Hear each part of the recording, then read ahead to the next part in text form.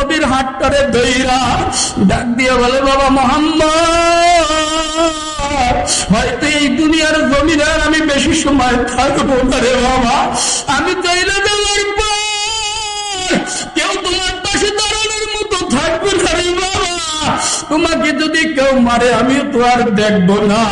বাবারে, আমি তোমার কাছে অনুরোধ করি, এই কালেমার দাওয়াত দিও না, এই দাওয়াত থেকে বিরত থাকো। এইবার হাত ধরিয়া বলার পরে আমার নবীর একদিন কই, চাচা আল্লাহ আমাকে নবী বানায় পাঠাইছে, রিসালাতের দায়িত্ব দিয়া, নবুয়তের দায়িত্ব দিয়া পাঠাইছে।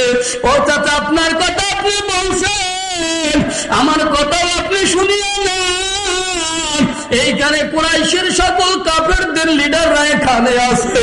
আমি মুহাম্মদ ঘোষণা করে দিলাম, আমি মুহাম্মদের যদি জীবন চলে যায়, সবাই বলি সাল্লাল্লাহু আলাইহি ওয়াসাল্লাম, আমার জীবন যদি চলিয়া যায় যাবে, কিন্তু তারপরে ওই কালেমার দাওয়াত থেকে কেউ আমাকে আটকাইতে পারবে না, কেউ আমাকে ঠেকাইতে পারবে না। বলেন আল্লাহু আকবার। কেউ আমাকে ঠেকাইতে পারবে না, কেউ আমাকে এখান থেকে নিয়ে যাইতে পারবে না।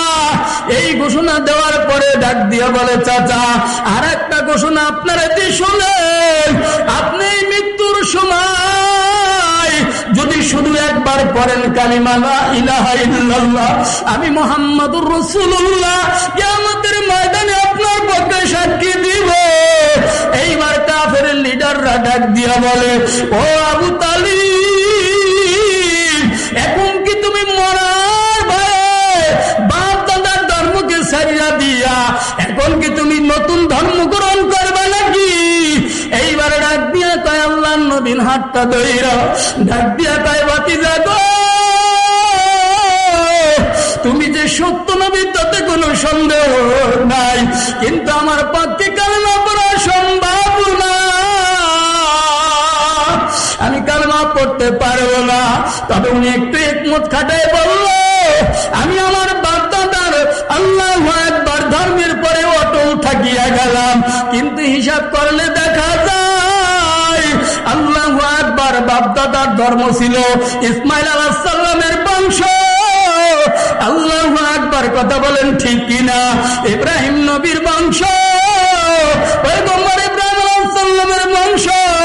কিন্তু এই কথাটা আমার আল্লাহর কাছে পছন্দ হয় নাই, আমার নবীর কাছে পছন্দ হয় নাই।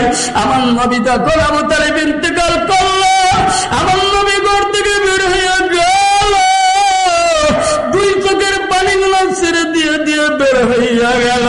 আর ডাক দিয়ে বলে, চাচা গো,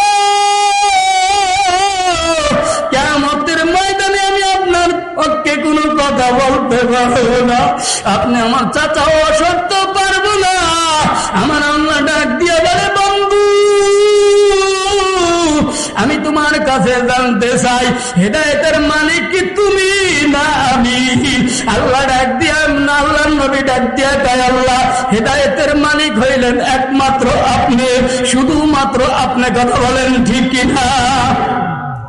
একমাত্র আপনি হইলেন হেদায়েতের মালিক। এইবার ডাক দিয়া কয়, আমি আল্লাহ তাকে যাব হেদায়েত দেব, সে হেদায়েত পাইয়া জান্নাতি হইয়া যাবে, আর যে হেদায়েত চাবে না সে হেদায়েত পাবে না। কথা বলেন ঠিক কি ঠিক না? আল্লাহু আকবার। হেদায়েতের একমাত্র মালিক হইল আমার আল্লাহ। বলেন কে? হেদায়েতের একমাত্র মালিক হইল আমার আল্লাহ। আবু তালেব ইন্তেকাল করার পরে আমার নবীর পরে বিপদ বাড়ছে না কমছে? আরো বিপদ বাড়ছে। এর কিছুদিন পরেই আম্মা জান খাদিজা রাদিয়াল্লাহু তাআলা আনহা, আল্লাহু আকবার, দুনিয়া থেকে বিদায় নিয়ে গেলেন। আমার নবীর এমন একটা অবস্থা হয়ে গেল, আমার নবী আর ঘর থেকে বের হইতে পারে না। আল্লাহু আকবার, ঘর থেকে বের হইতে পারে না। কেমনে দিনের দাওয়াত দিবে? কিভাবে দিনের দাওয়াত দিবে? কষ্ট হয়নি বাদান আপনাদের? আল্লাহু আকবার, দিনের কাজ কেমনে করবে? বাদান দে, আজকে আমরা তাফসীর শুনি, যদি সারা রাইতো শুনি, কেউ আপনাকে আমাকে বাধা দিবে না, দিবে নাকি? বাধা দিবে না। কিন্তু এই সময় তাফসীর তো অনেক দূরের কথা, শুধু কালেমার দাওয়াত দিবে, এতটুকু দাওয়াত দূরের কথা ঘর থেকে বের হইতে পারে না। কাফেরের দল, বেঈমানের দল চতুর্দিক থেকে আমার নবীকে ঘেরাও করে রাখছে।